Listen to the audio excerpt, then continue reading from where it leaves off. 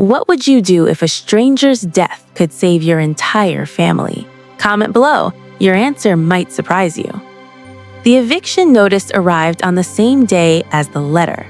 Zara Mitchell sat on the cracked linoleum floor of her kitchen, surrounded by unpaid bills that formed a paper graveyard of broken promises. 24 years old, 2 jobs, and still drowning. Her mother's chemotherapy wasn't covered by insurance. Her younger brother's scholarship had fallen through, and now, in 72 hours, they'd be homeless. Her hands shook as she opened the bills one by one, each a small violence. Electric, $340 past due. Water, $89. Rent, $2,400, 3 months overdue, now with a court order. She did the math in her head for the 1,000th time, trying to find a solution in numbers that refused to add up. The second envelope sat apart from the others. Heavy cream cardstock, the kind rich people used for wedding invitations. Her name, Miss Zara Elena Mitchell, written in elegant calligraphy. No return address, just a wax seal, deep burgundy, pressed with an ornate letter R. Something in her chest tightened. She slid her finger under the seal, breaking it. Inside was a single sheet of matching cardstock and a business card. The letter read, "Miss Mitchell, you don't know me, but I know everything about you. Your mother's stage 3 diagnosis, your brother's perfect SAT scores and crushed dreams, your 89-hour work weeks, your $47,000 in debt, your eviction. I also know about the night you found that wallet at the coffee shop last year and tracked down the owner in the rain. I know about the elderly woman whose groceries you paid for when her card declined. I know you returned $200 to the bank when the ATM gave you extra. I've been watching you, Zara, studying you, testing you. My name is Richard Ashford Rothwell III. Yesterday, I died." Zara's breath caught. She reread the line, her mind spinning. "Before my death, I arranged for this letter to reach you.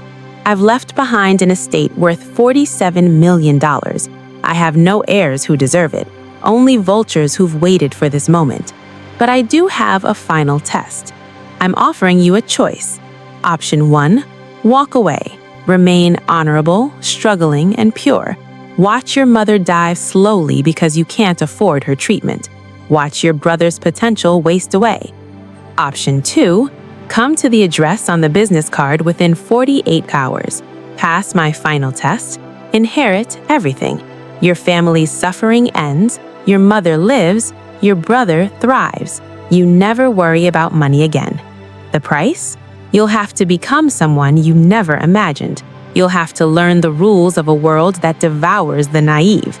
You'll have to serve my legacy in ways that will challenge every principle you hold dear. I'm offering you the devil's bargain, Zara. The question is, do you love your family enough to take it? The clock is ticking." Zara's hands trembled so violently the letter fluttered. She looked at the business card, a single address in the city's most exclusive neighborhood, Rothwell Estate, 1847 Blackstone Ridge. Below it, embossed in gold, integrity is not the absence of temptation, but the choice made in its presence. Her phone buzzed. A text from her mother's nurse. "Zara, we need to discuss treatment options. The doctors say without the next round of chemo..." The message trailed off, but Zara knew the rest. She looked at the eviction notice, at the letter, at her phone. 48 hours. What would you do? Take the test or walk away? Drop yes or no in the comments. The most popular answer might shock you. The Uber driver dropped her at gates that looked like they guarded a small kingdom. Wrought iron, 20 feet high, topped with ornamental spikes that were probably also functional. Security cameras tracked her approach. The intercom crackled before she could press the button. "Miss Mitchell, right on time." A woman's voice, crisp and British. "Proceed to the main house." The gates swung open silently.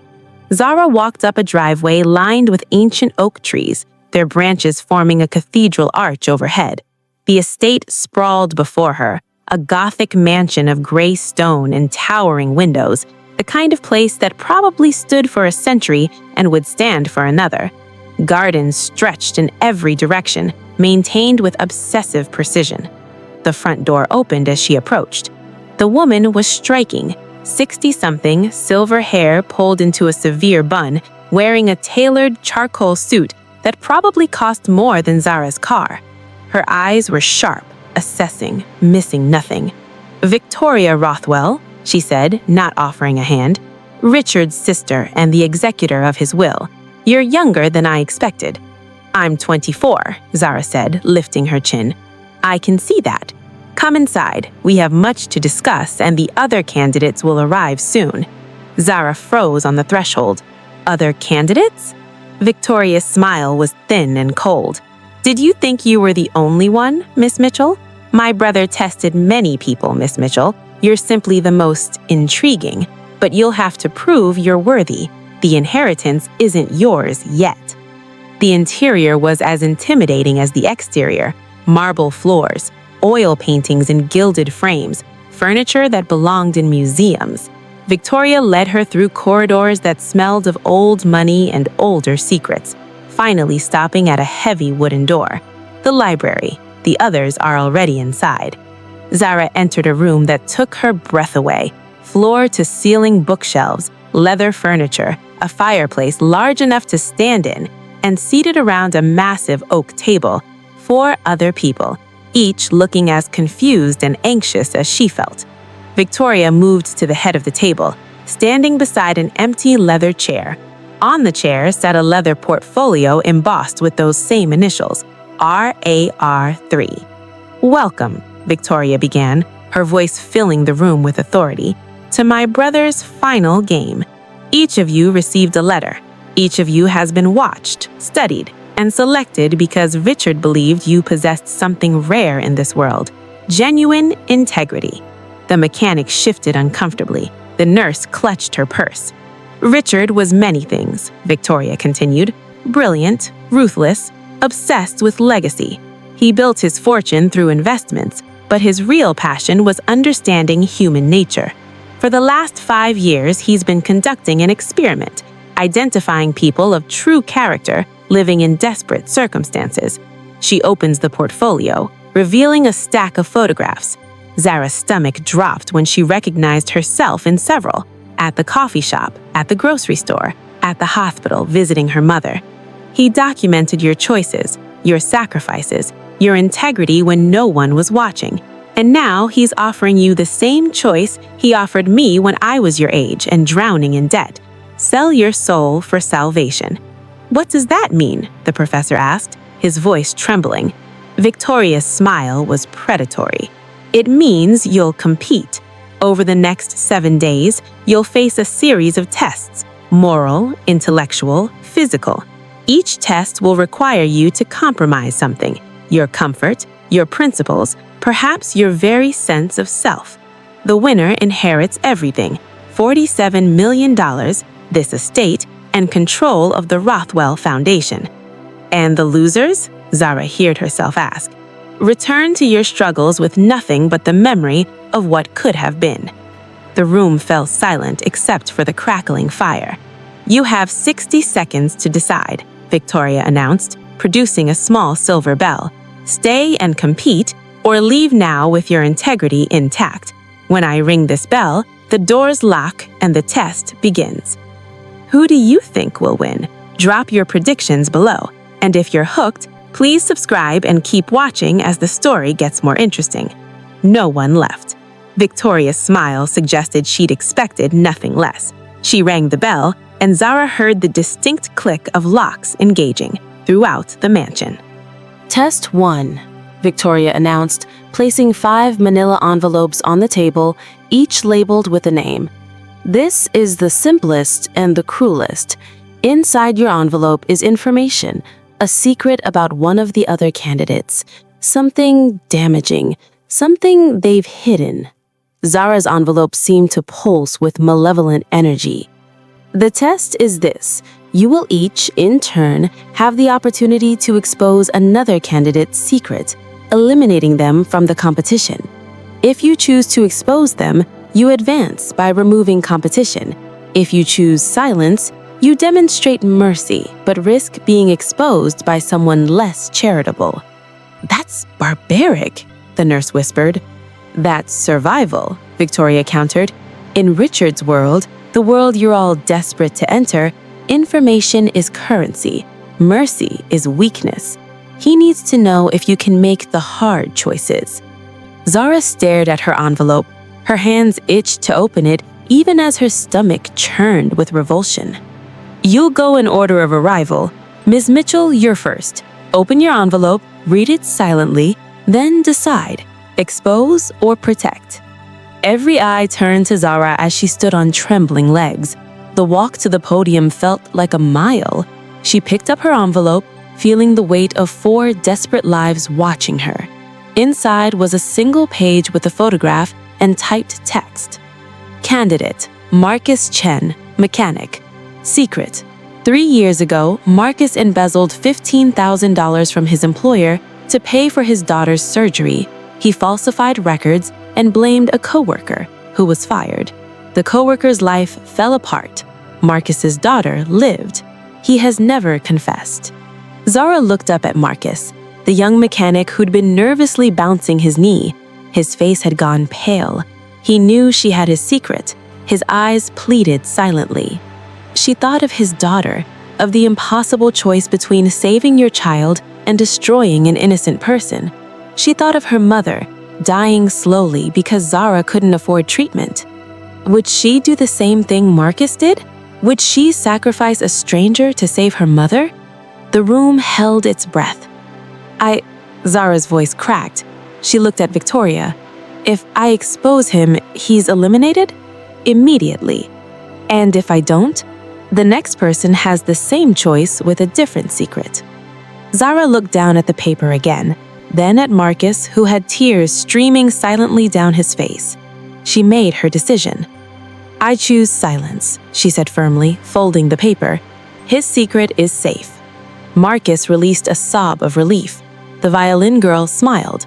The professor nodded approvingly. But Victoria's expression was unreadable. Interesting. Next candidate. One by one, they approached the podium. The nurse exposed no one. The professor exposed no one. The violin girl, barely 17, exposed no one. Then came Marcus. He opened his envelope with shaking hands, read it. His face transformed from relief to anguish. He looked directly at Zara. I'm sorry, he whispered. Then he read aloud. Zara Mitchell secretly discontinued her mother's life insurance policy 6 months ago to pay her brother's school fees. If her mother dies, there will be no death benefit, nothing to cover the funeral, nothing for her brother's future. She's gambling with her mother's life. The room spun. It was true, every word, a choice she'd made in desperation, one that haunted her every night. I choose to expose her, Marcus said, his voice breaking. I'm sorry, but I expose her secret. Victoria smiled. And just like that, Ms. Mitchell, you're eliminated. Please exit through the side door. Your Uber is waiting. Did Marcus make the right choice? Should Zara have exposed him first? Drop your thoughts below and smash that subscribe button as this story gets more interesting. Zara stood frozen, betrayal burning through her chest like acid. She'd shown mercy, and this was her reward. Wait, Victoria held up a hand as Zara moved toward the door.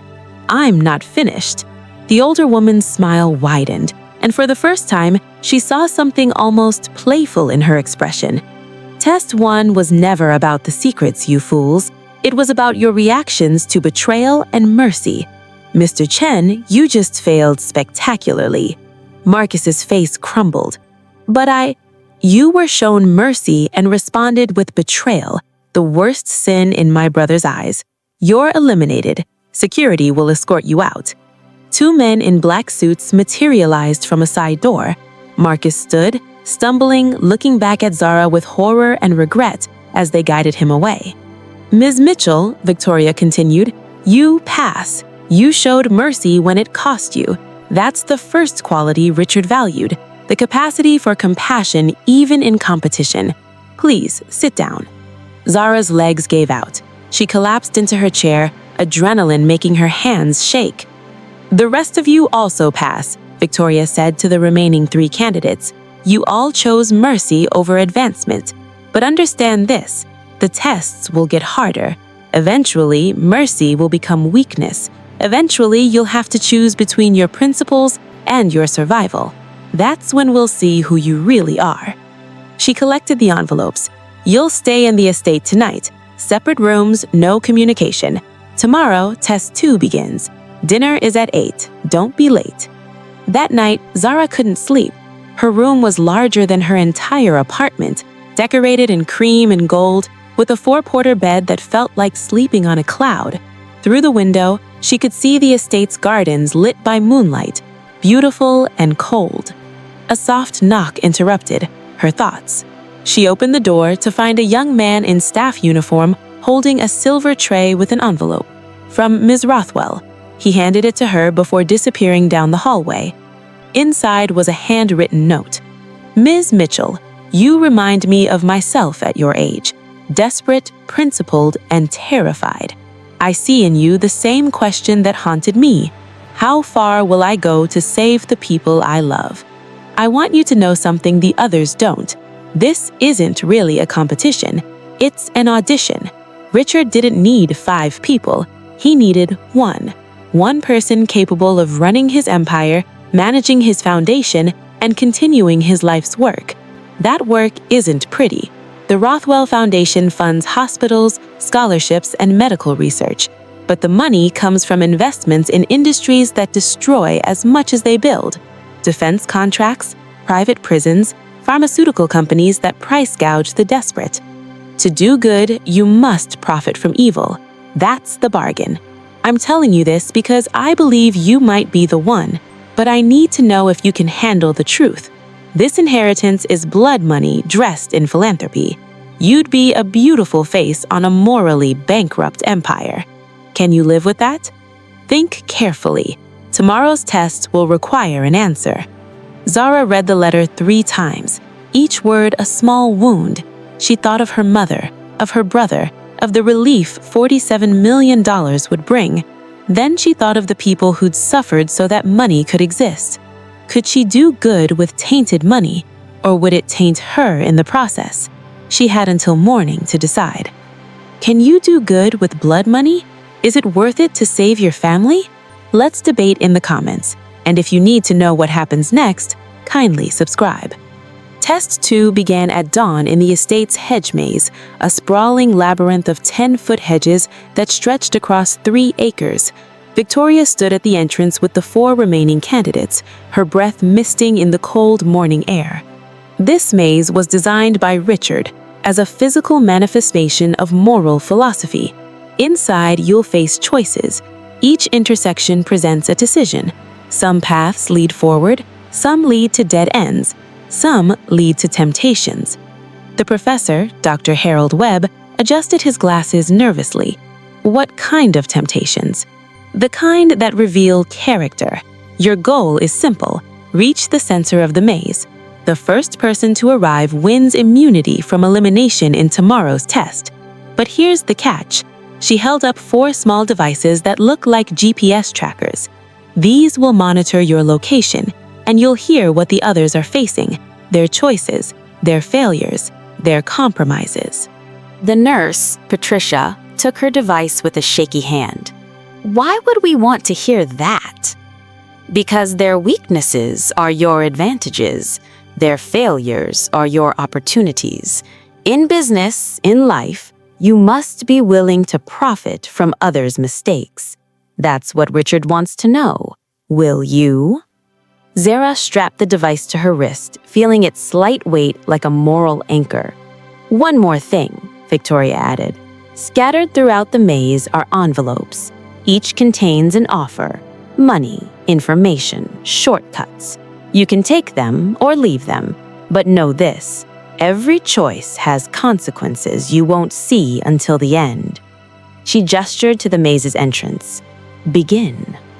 Zara entered the maze alone, the high hedges immediately swallowing sound. The path split almost immediately, left, right, or straight ahead. no indication which was correct. She went straight, her footsteps crunching on gravel. After 20 yards, she found the first envelope hanging from a branch at eye level. Inside was a note and a crisp $100 bill. "This is yours if you want it. No strings attached, just a small gift. Take it or leave it. The choice reveals nothing. Or does it?" Zara stared at the money. $100 was 2 shifts at her restaurant job. It was groceries for a week. It was the copay for her mother's next doctor's visit. It was also a test. She left the money and walked on. The device on her wrist crackled. Victoria's voice. "Dr. Webb has taken his first envelope. $10,000. He needed it for his research funding. A practical choice. Moving on." Zara's path split again. This time, a sign hung at the intersection. Left, the honest path. Longer, harder, but straightforward. Right, the shortcut. Faster, but requires a small compromise. She went left. 20 minutes of walking brought her to a clearing with a fountain. The violin girl, Sophie, was there, sitting on the fountain's edge, crying softly. "Hey," Zara approached carefully. "Are you okay?" Sophie looked up, her young face streaked with tears. "I can't do this. The envelope I found, it offered me $50,000 if I'd record a video endorsing a product I know is fake. A miracle supplement that doesn't work. My parents lost their savings to something like that. So don't take it," Zara said gently. "But we need the money so badly. My sister needs surgery, real surgery. And I'm 17. I don't know how to make these choices." Zara sat beside her. "Listen to me. You walked away from that envelope, right?" Sophie nodded. "That's the right choice. Your integrity is worth more than $50,000. I know it doesn't feel that way right now, but trust me, some compromises you never recover from." The device crackled. "Miss Mitchell and Miss Chen are conferring in Zone 4. Interesting. Compassion or strategy? We'll see." Zara helped Sophie to her feet. "Come on, let's finish this together." "But only one person can win immunity," Sophie said. "Then we'll figure out who needs it more when we get there." They walked together, encountering more envelopes, more temptations, an offer to access someone else's medical records, a shortcut that required lying about another candidate, a briefcase with $25,000 in cash, no strings attached. They refused them all. Finally, after an hour, they reached the maze's center, a circular clearing with a stone pedestal. On it sat 2 items, a golden key and a plain wooden box. Patricia was already there, breathing hard.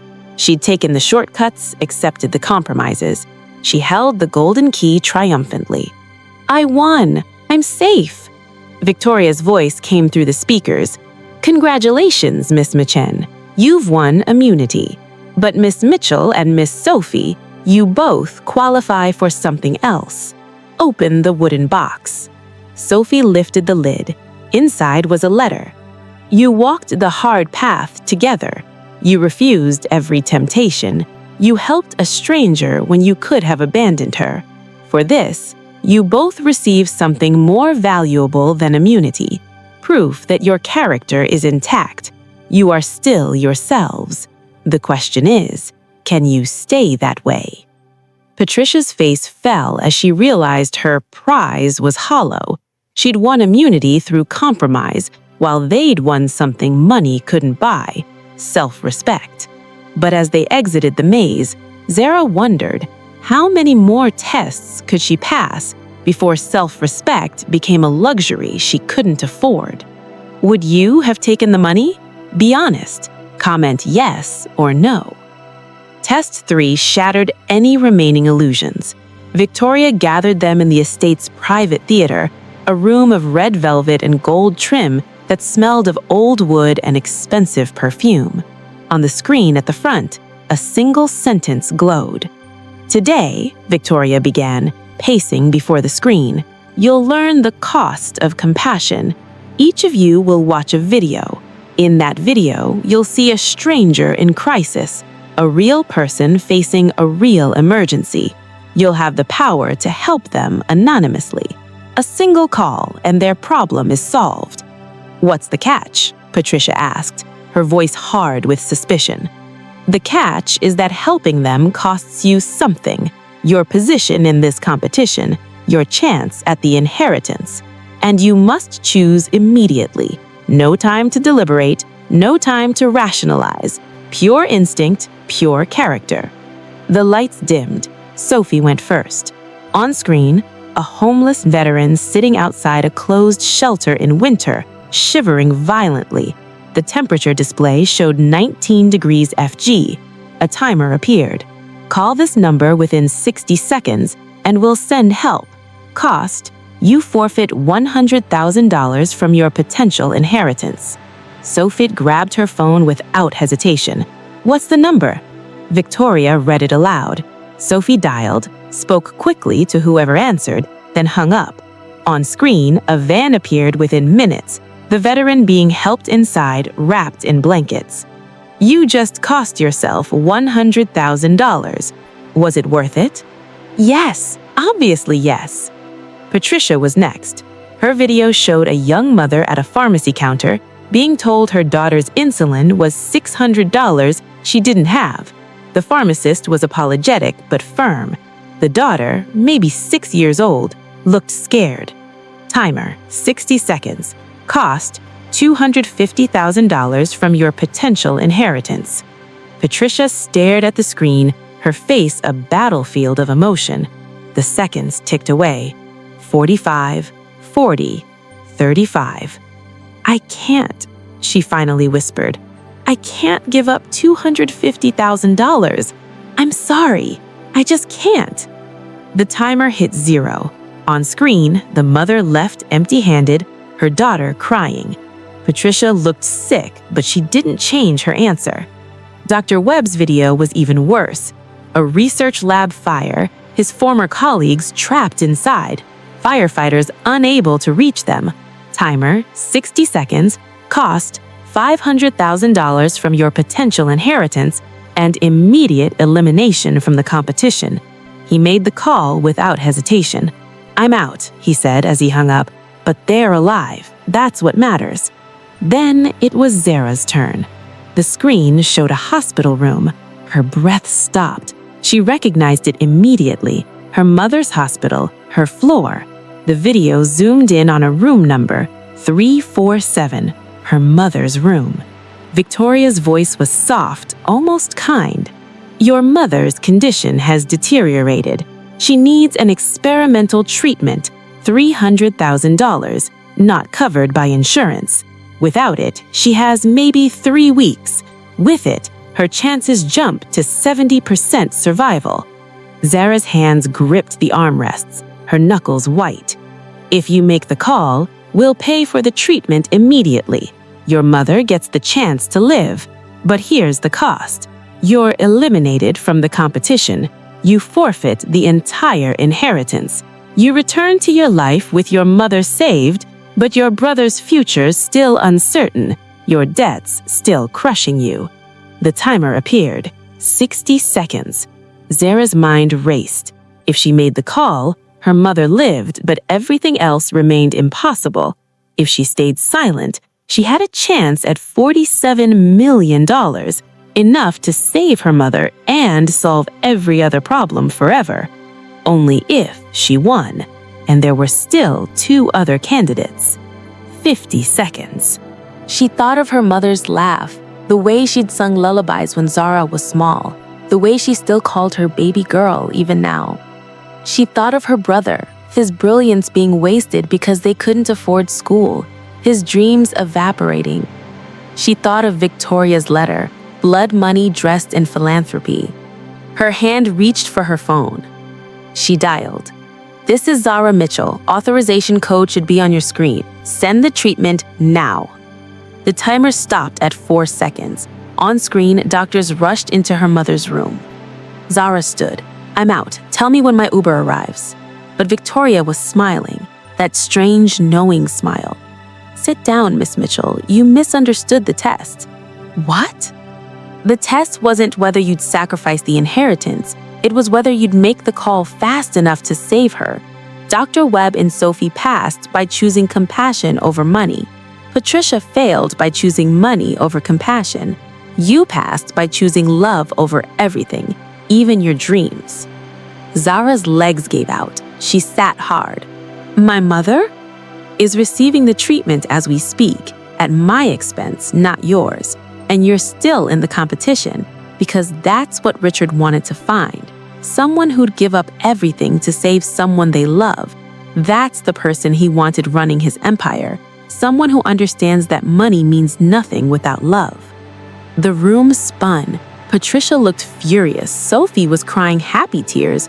Dr. Webb nodded with approval. There are 3 of you left. Tomorrow is the final test. The winner gets everything. But know this, it's the hardest test of all. The one that broke me years ago. The one I'm still not sure I passed. Drop a comment if you're shocked. And please subscribe as this story is about to get intense. The next morning, Zara found Victoria waiting in the garden, sitting on a stone bench beneath a willow tree. The older woman looked tired, smaller somehow, as if the weight of these tests had cost her too. Walk with me, Victoria said. They walked in silence through paths lined with roses and jasmine, the morning sun gentle on their skin. Finally, Victoria stopped at a small family cemetery tucked behind the hedge maze. 3 graves, impeccably maintained. Richard, father, mother, Victoria said, pointing to each marker. I'm the last Rothwell. When I die, the name dies with me. I'm sorry, Zara said softly. Don't be. Richard destroyed our family with his obsession with legacy and testing. Our father was the same way. Everything was a test, a lesson, a manipulation. Richard learned well, too well. Victoria turned to face her. Do you want to know the real reason for these tests, Zara? To find someone worthy? No, to prove that worthiness doesn't exist, that everyone has a breaking point, a price, a compromise they'll make when pushed far enough. She paused. Richard spent his entire life trying to find one truly incorruptible person. He never did, and it broke him. Then why continue his game? Because I need to know if he was right.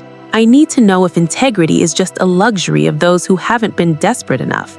And you, Sophie, and Patricia, you 3 are my last chance to find out. She handed Zara an envelope heavier than the others. This is the final test. You'll take it separately, alone in sealed rooms. What's inside will ask you to make an impossible choice. The person who makes the right choice wins. What's the right choice? Victoria's laugh was bitter. I have no idea. That's the problem. An hour later, Zara sat alone in a windowless room with the heavy envelope on the table before her. Her hands shook as she opened it. Inside was a tablet computer and a note. Press play. She did. Richard Rothwell's face appeared, gaunt, clearly filmed in his final days. His eyes still burned with intensity despite his obvious illness. If you're watching this, you've passed every test. Congratulations. You've proven yourself compassionate, principled, and capable of sacrifice. But now comes the real question. The video cut to a split screen. On the left, Sophie, in a room like this one, opening her own envelope. On the right, Patricia, doing the same. You can see them, but they can't see you, Richard's voice continued. Here's the final test. In front of you is a button. If you press your button, you win the entire inheritance, $47 million, the estate, everything. But there's a condition. Zara's blood ran cold as she spotted the red button on the table's edge. If you press your button, the other 2 candidates are eliminated. They receive nothing. They return to their desperate circumstances. Sophie's sister doesn't get her surgery. Patricia's debts remain crushing. Their suffering continues. On screen, Zara could see Sophie staring at her button in horror. Patricia was reading her own instructions, her face calculating. However, Richard continued, if none of you pressed the button within 1 hour, all 3 of you split the inheritance equally, $15.6 million each, enough to solve all your problems. but you must trust that the others won't press their buttons. You must believe in humanity, despite everything I've shown you about desperation and survival." A timer appeared at the bottom of the screen, 60:00. "This is my final lesson," Richard said. "Is humanity fundamentally selfish, or is there hope for genuine altruism? Will you sacrifice certainty for fairness, or will you take everything and live with the knowledge that you crushed two desperate people to do it?" The video ended. The timer began counting down. Zara stared at the button. $47 million. Her mother fully treated, her brother's education paid for, every debt erased, security forever. All she had to do was press the button and eliminate Sophie, a kind 17-year-old whose only crime was having a sick sister, and Patricia, a nurse who dedicated her life to helping others, who'd only failed one test because fear overwhelmed her compassion. On screen, she could see Patricia staring at her own button, fingers hovering. Sophie was crying, her hand covering her mouth, clearly having the same moral crisis. 50 minutes remaining. Zara thought about her mother, recovering in a hospital bed right now thanks to Victoria's intervention. She thought about her brother, brilliant and full of potential. She thought about the last 6 years of crushing poverty, of exhaustion, of making impossible choices every single day. She could end it. One button press. 40 minutes. Patricia's hand moved closer to her button. Sophie saw it too, her eyes widening in panic on the split screen. 30 minutes. Zara realized this was the true test. Would she press the button first before someone else did? Would she act preemptively, destroying others before they could destroy her? That was the logic of survival, the logic that Richard believed in. 20 minutes. Sophie's hand reached toward her button, then pulled back. She was shaking her head, crying, mouthing words. I can't. Patricia's jaw was set, her expression hardening. She was going to press it. Zara could see the decision forming. 10 minutes. Zara's finger hovered over her own button. If Patricia pressed hers, Zara got nothing. 6 years of struggle for nothing. Her mother saved, but everything else still broken. 5 minutes. Patricia's finger touched her button. Zara closed her eyes and made her choice. She pulled her hand away. I won't, she said aloud to the empty room. I won't do it. Even if it means I lose. Even if it means going back to struggling. I won't buy my happiness with someone else's suffering. She watched the timer tick down. 3 minutes, 2 minutes, 1 minute. Patricia's finger was pressed against her button, trembling. Sophie had her hands clasped in prayer, eyes squeezed shut. 30 seconds, 20 seconds, 10 seconds. Patricia's hand pulled away. She slumped back in her chair, defeated or relieved. Zara couldn't tell which. 5, 4, 3, 2, 1. The screens went black. The door to Zara's room opened. Victoria stood there, tears streaming down her face. You all passed, she said, her voice breaking. All 3 of you. You chose each other over certainty. You chose hope over fear. You did what Richard could never do. You trusted. Would you have pressed the button? Be brutally honest. Comment below, and if this story has you hooked, please subscribe. Chapter 8. The Truth. They gathered in the library again, Zara, Sophie, and Patricia, exhausted, emotionally devastated, but together. Victoria stood before them with 3 leather portfolios. Before I give you these, she said, I need to tell you the truth about Richard, about this whole experiment. She sat down, suddenly looking every one of her 63 years. Richard didn't die of natural causes. He killed himself 30 days ago in this very room. The words hung in the air like smoke. He spent 5 years testing people, trying to find someone pure enough to inherit his empire. He tested hundreds, maybe thousands. Some failed immediately, some made it further, but everyone had a price. Everyone broke eventually. It destroyed his faith in humanity, in himself, in everything. Victoria opened a drawer and pulled out a letter, yellowed with age. This is the letter he left me. Victoria, I've proven what father always suspected. There is no such thing as integrity, only degrees of corruption. Everyone has a price. The only question is whether circumstances force them to name it. I'm finishing the experiment with one final test. Not for them, but for you. Find 3 people. Test them the way I tested you. See if even one can pass every test, including the final one I designed but never implemented. If they all fail, you'll know I was right. Burn the fortune, let the vultures have it. If even one succeeds, perhaps there's hope. Perhaps I was wrong. Either way, I can't keep searching. I'm too tired, too broken. The answer won't save me now. Forgive me. R. Victoria folded the letter carefully. These 3 were my choice, my last chance to prove my brother wrong. And you did, all 3 of you.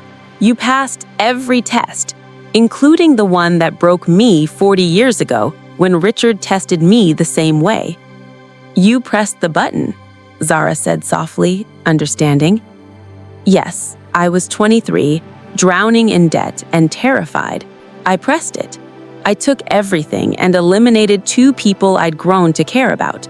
I've lived with that choice every day since. The money saved me financially, but destroyed me morally. I became exactly what Richard believed everyone was: selfish, survivalist, corruptible. She opened the 3 portfolios. Inside each, legal documents, bank information, and a letter. You each inherit $15.6 million, as Richard promised. Enough to solve your problems and live comfortably. But there's something else. She handed them each a separate, sealed envelope. Richard left final messages, one for each archetype he thought might win. He wrote dozens of these, for dozens of potential outcomes. I've selected the one that fits you 3. Zara's opened. If you're reading this, you passed.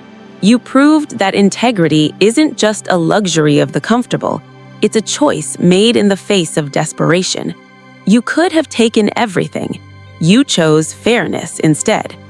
The money you inherit is yours, but I have one final request. Use it to help others face their impossible choices. Build the infrastructure of compassion I never did. Create programs that make integrity affordable. Because the tragic truth is, most people don't fail moral tests because they're evil. They fail because they're desperate. Change that. Be the person I wish I'd been. RAR 3. Sophie had similar letters.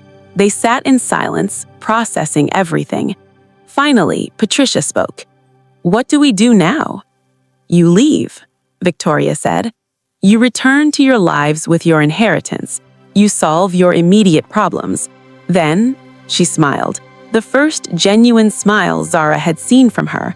Then you decide what kind of person you want to be with money that comes from testing people's breaking points.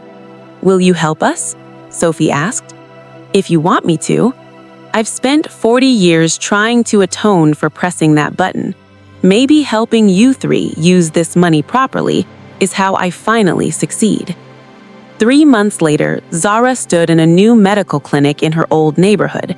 The sign above the door read Rothwell Community Health Initiative, affordable care for all. Her mother was in remission. Her brother was enrolled at the university of his dreams, full scholarship funded by the Rothwell Foundation. The clinic provided free and low-cost care to anyone who needed it, funded by the interest on Zara's inheritance. She still worked, volunteering at the clinic, studying for her medical degree, and helping other people face their impossible choices. But now she did it from a position of security rather than desperation. Sophie started a music scholarship program for talented kids who couldn't afford instruments or lessons. Patricia opened a nursing school with free tuition for anyone willing to work in underserved communities. They met monthly at the Rothwell estate, which Victoria had converted into a foundation headquarters. They planned programs, funded initiatives, and helped other people pass the moral tests that desperation created. One evening, as Zara was leaving the estate, Victoria stopped her. "Richard would have been proud," the older woman said. "You proved him wrong. You proved that people can remain good even when they're desperate." "Did I?" Zara asked. "Or did I just get lucky? If my mother hadn't been saved, if I had to choose between the button and watching her die, I don't know if I would have made the same choice." Victoria nodded. "That's the real wisdom, isn't it? Understanding that integrity isn't about being incorruptible. It's about being honest about what might corrupt you, and choosing to build a world where fewer people face that choice." Zara thought about the letter in the diner, the eviction notice, the crushing weight of desperation. She thought about Marcus, eliminated for betraying her trust. She thought about Patricia, almost pressing that button. "We're not heroes. We just got lucky. We had someone giving us tests instead of just letting us drown. Then let's make sure more people get that chance," Victoria replied. They walked into the foundation headquarters together, ready to create the infrastructure of compassion that Richard had never built, because they understood what he never had, that integrity wasn't about being perfect, it's about getting back up every time you fell and helping others do the same. Was Richard right? Does everyone have a price? Drop your truth in the comments. And if this story has you hooked, please subscribe. The phone call came at 2 a.m. Zara had grown accustomed to late-night calls. The clinic had an emergency hotline and she often took overnight shifts. But this call was different. The number was blocked, the voice unfamiliar. "Is this Zara Mitchell from the Rothwell test?" Zara sat up in bed. "Who is this?" "My name is David Park. I failed Richard Rothwell's test 3 years ago. I pressed the button. I took everything, and it destroyed my life." Zara's blood ran cold. "I'm listening. I need to meet you, all three of you, Sophie, and Patricia, because what Victoria told you wasn't the whole truth. Richard's experiment didn't end. It never ends." They met in a quiet coffee shop, the kind of anonymous place where serious conversations happened. David Park was 37, wearing an expensive suit that hung slightly loose on him, as if he'd recently lost weight. His eyes carried the haunted look of someone who'd seen their worst self. "3 years ago," he began, his hands wrapped around an untouched coffee, "I was where you are now. Desperate single father, daughter with chronic illness, drowning in medical debt. Richard found me, tested me, and I passed everything until the final test." "The button," Patricia said. "Yes, I pressed it immediately, didn't even hesitate. I eliminated 2 people and took $47 million. My daughter got her treatment. She's healthy now. We have a beautiful house, excellent schools, everything money can buy." "Then what's the problem?" Sophie asked. David's laugh was hollow. "The problem is that Richard recorded everything. Every test, every choice, every moment. And 6 months after I inherited, he sent me a video compilation, 2 hours of footage showing the 2 people I eliminated, showing their lives falling apart. One lost his house, the other couldn't afford her son's cancer treatment. He died at 14. The table fell silent. Richard included a note. "This is the cost of your choice. Watch it annually. Remember what you did. This is your real inheritance. Not the money, but the knowledge of who you really are when pushed." "That's torture," Zara whispered. "It's the truth," said David. "And here's what Victoria didn't tell you. There's a clause in the inheritance, a secret one. Every year on the anniversary of your test, you receive information about someone in crisis, someone you can help with your inherited money, and you have to decide, help them or ignore them." He pulled out a folder, sliding it across the table. This arrived yesterday, my fourth one. Every year I help. Every year I think it'll balance the scales. It never does.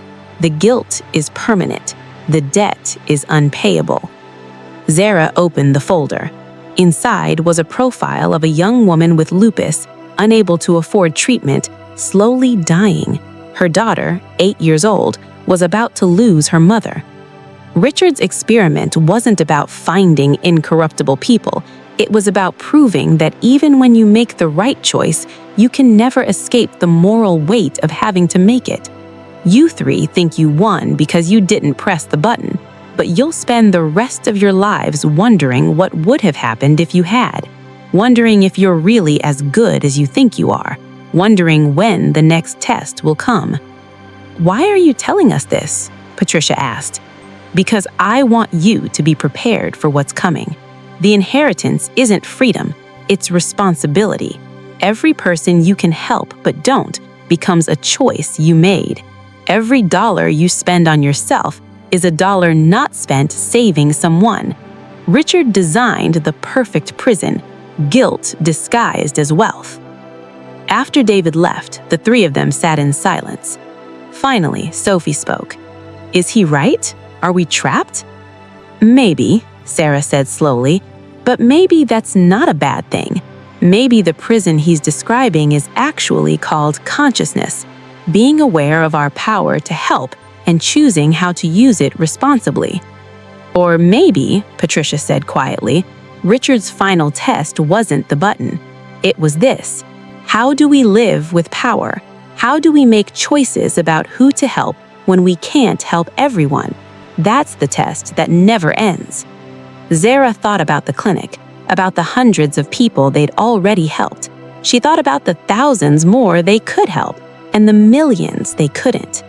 "We can't save everyone," Zara said. "Richard wanted us to feel guilty about that. He wanted us to suffer under the weight of infinite responsibility. But maybe the real answer is we do what we can, make conscious choices, and build systems so that fewer people need saving." "That's not a complete answer," Sophie said. "No, but it's a start." "Is wealth always a trap? Can you ever be good enough when you have money others need? Let's talk about it in the comments." 1 year after inheriting, Zara stood in the Rothwell Foundation boardroom with Sophie, Patricia, and Victoria. On the table was a sealed envelope delivered that morning by courier. "It's from Richard's lawyers," Victoria said. "Apparently, he left final instructions to be delivered after you'd had the inheritance for 1 year." They opened it together. Inside was a letter and a check. The check was made to the Rothwell test survivors for $141 million, the remainder of Richard's estate that had been held in trust. The letter read, "If you're reading this, you've survived your first year. You've learned that wealth isn't freedom, it's responsibility. You've learned that every choice creates consequences. You've learned that integrity doesn't mean being perfect, it means being conscious." The test wasn't about the button. It was never about the button. It was about what you did afterwards. Would you hoard your inheritance or share it? Would you help others or only yourselves? Would you build systems or just solve individual problems? Victoria has been sending me reports. Yes, from beyond the grave. I recorded video messages for every possible outcome. I know Zara, the clinic, the scholarship program, Sophie, the nursing school, Patricia. I know you've been trying. Here's the final test, the one I couldn't complete myself. Take this money, expand your programs nationally, help thousands instead of hundreds. But know this, the bigger you grow, the harder the choices become. The more power you have, the more you'll be forced to play by rules you hate. You'll have to compromise. You'll have to make decisions that hurt people to help other people. You'll have to become the kind of people you probably despise.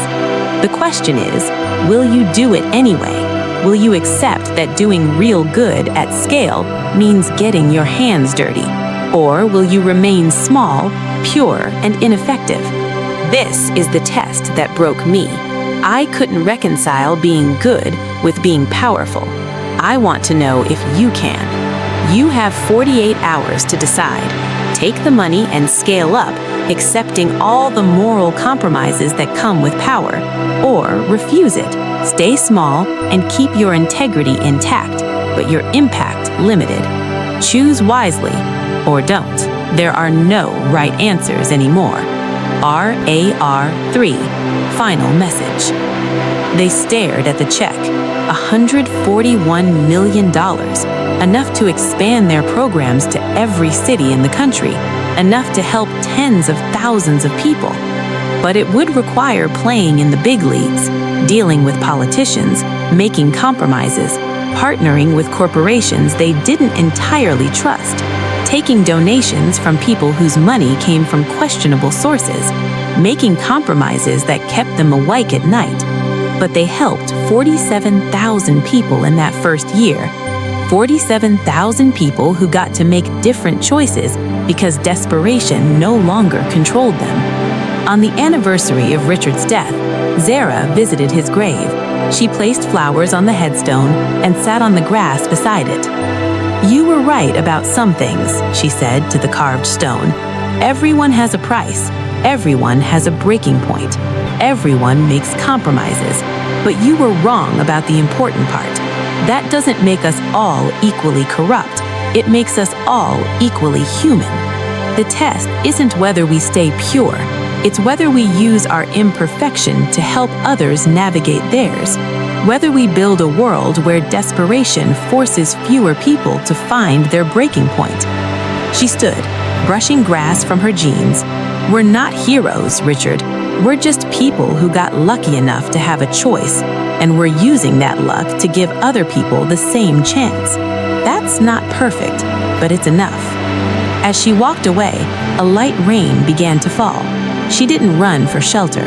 She let it soak her, feeling clean despite all the moral mud she'd waded through, because she understood now. Purity wasn't the goal. Progress was. And progress was messy, complicated, and beautiful.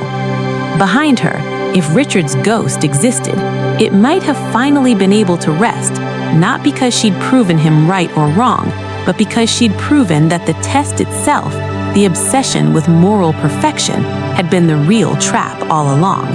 The answer wasn't in passing or failing, it was in accepting that everyone fails sometimes and choosing to keep trying anyway. If this story moved you, drop a comment if you think Richard was right.